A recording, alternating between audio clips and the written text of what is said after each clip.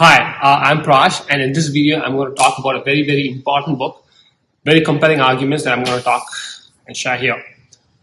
Human Compatible by Stuart Russell, very important book on AI, and it's also been a lot of important people have commented on it, such as Daniel Kahneman of Thinking Fast and Slow, Judea Pearl, the winner of an Alan Turing Award, and Sam Harris, and Max Tegmark of Life 3.0.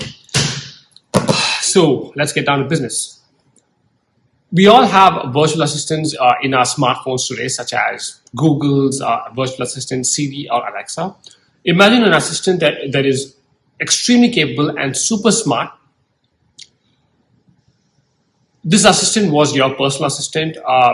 Your personal assistant is so smart that it can take care of all your household chores, drive you to work, pick up and drop your kids at school, and cook your favorite meal.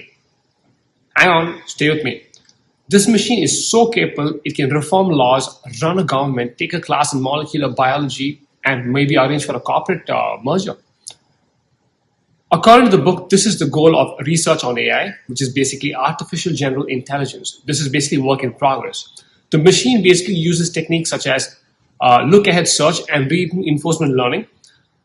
The machine basically learns what it needs to learn from all the available resources, asks questions when it's necessary, and tries to work it out. But the big question here is there are two important questions the book tries to address. One is can AGI, which is basically artificial general intelligence, master human preferences? And two, the big one, problem of control. Can humans turn off a super intelligent entity, a super smart machine? So, okay, let's talk about preferences. We already have evidence that machines can do well with preferences, such as, to give you some examples, Facebook, Google, Twitter, they all have these newsfeed algorithms, and they know exactly what kind of content that we want. And sometimes they're going to ask us what kind of content we want, and we can. They give us all these options and give us content according to what we prefer. So there is some evidence that machines can handle human preferences in certain ways. But the big question is, humans as a species, we all know we are a very complex, irrational, and unstable species. And we also have these emotional side, ethical side, moral side of things, philosophical side of things. And the big question is, can machines also learn all these sides, all these things about humans, and still be a good assistant for us? So the book talks about, the book also gives an argument for this side of things. And of course, the next one being problem of control. So the big question is, when a machine gets super smart, will we be able to turn it off? Because the question of turning it off is very important, because as you've already heard, in all these science fiction movies, in these Hollywood movies, you would have seen that the machine is suddenly so smart, so capable, smarter than humans, way more capable, and it suddenly decides to take over the world and control the whole of humanity. As of today, there's only fiction, and the concern is, if machine, through work in progress, if machine gets smart over a period of time, will machines take over the world? Will machines take over humanity? The book addresses the point being the problem of control.